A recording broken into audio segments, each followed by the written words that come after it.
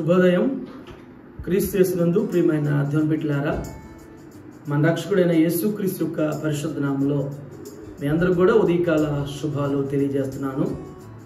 మన టిఎల్సి అనుదిన ఆహారంలో దేవుని యొక్క మాటని ఉదయకాలం మన జ్ఞాపకం చేసుకున్నాం. యోహాను సువార్త 6వ అధ్యాయం 21వ వచనాన్ని చదువుకున్నాం. గనుక ఆయనను దోణి మీద ఎక్కించుకున్నట్టుకు వారు ఇష్టపడిరి. వెంటనే ఆ దోణి వారు వెళ్ళుచున్న ప్రదేశమునకు చేరెను. దేవుని బిడ్డలారా, ఉదయకాల సమయంలో దేవుడు ఈ మాట ద్వారా మనందరికి కూడా జ్ఞాపకం చేస్తూ రెండు చాలా ప్రాముఖ్యమైనటువంటి భావాన్ని ఈ వచనంలో జ్ఞాపకం చేయబడ్డాయి. మొదటి మాట ఏంటంటే, ఆయనను దోణి మీద ఎక్కించుకున్నట్టుకు వారు ఇష్టపడిరి.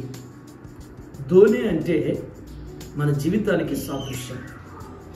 దేవుని బిడ్డలారా, మన జీవితాన్ని మనమే జీవించాలి. మన జీవితం మరొకరు జీవించలేరు.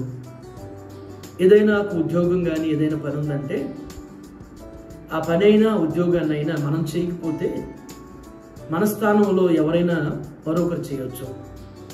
కానీ మన జీవితాన్ని మనమే జీవించాలి. మన జీవిత పరిస్థితులు ఏవైనా కానీ మనమే అనుభవించాలి.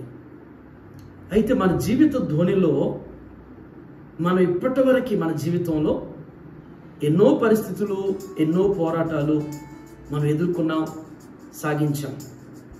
కానీ మన జీవిత ధోనిలో ప్రభువుని, యేసుస్వామిని మనం చేర్చుకోగలిగితే, మన ప్రభువుని అంగీకరించగలిగినటువంటి వారమైతే, మన జీవిత ధోనిలో ప్రభు ఉంటే, అంటే మన జీవితంలో ప్రభు ఉంటే ఎలా ఉండిద్దో వ్యక్తిగతంగా ప్రతి ఒక్కరూ కూడా ఈ ఉదయకాలం ఊహించుకోవాలి. ప్రభువు లేనటువంటి జీవితం ఎలా ఉందో, ప్రభువును కలిగినటువంటి జీవితం ఎలా ఉండిద్దో అనేటువంటిది భక్తుడు ద్వారా దేవుడు జ్ఞాపకం చేస్తున్నారు. రెండవ అనుభవం ఏంటంటే, వెంటనే ఆ దోణి వారు వెళ్ళుచున్న ప్రదేశమునకు చేరెను.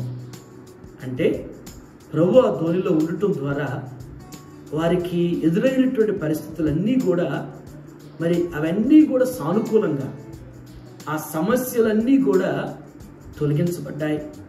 మార్గమంతా కూడా సరళమైంది.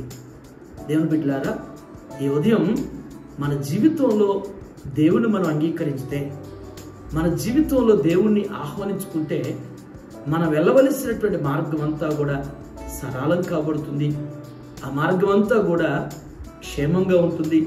మన ప్రయాణానికి దిశ దశ దేవుడు చూపిస్తూ గమ్యాన్ని సురక్షితంగా చేర్పిస్తాడు. ఎందరైతే ఈ ఉదయం దేవుని బిడ్డలారా వారి జీవితంలో దేవుణ్ణి చేర్చుకునే వారుగా ఉంటారో, వారి జీవితాన్ని దేవుడు నడిపిస్తాడు. వారి యొక్క గమ్యాన్ని దేవుడు సురక్షితంగా చేరుస్తాడు.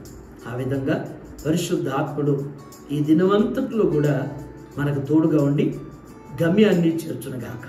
ఆమె చిన్న ప్రార్థన చేసుకున్నాం. దయగల మా తండ్రి, కృపగల నేను మీకు వందనాలు ప్రభువా.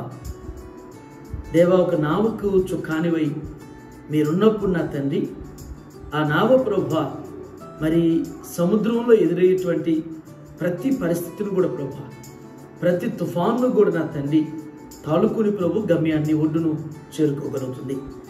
మా జీవిత ధోని ప్రభు ఈ లోకమైనటువంటి సముద్రంలో ప్రయాణిస్తూ ఉన్నది.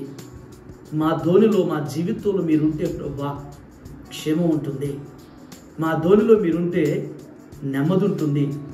మా ధోనిలో మీరుంటే అయ్యా కావలసినటువంటి ధైర్యం ఉంటుంది. అంత మాత్రమే కాకుండా ప్రభు, మా జీవిత ధోనిలో మీరుండటం ద్వారా నాయన మేము వెళ్ళవలసినటువంటి మార్గం అంతా, మేము చేరవలసినటువంటి గమ్యం క్షేమంగా చేర్చబడుతామనేటువంటిది యోహాను సువార్తికుడి ద్వారా మీరు జ్ఞాపకం చేశారు. ఈ ఉదయం ప్రభువా, ఎందరైతే నాయన వారి జీవిత ధోనిలో మిమ్మల్ని చేర్చుకోవాలని, వారి జీవితంలో నాయన మిమ్మల్ని ఆహ్వానించాలని ఎందరు ఇష్టపడుతున్నారో వారందరి జీవితంలో మీరు ప్రవేశించండి.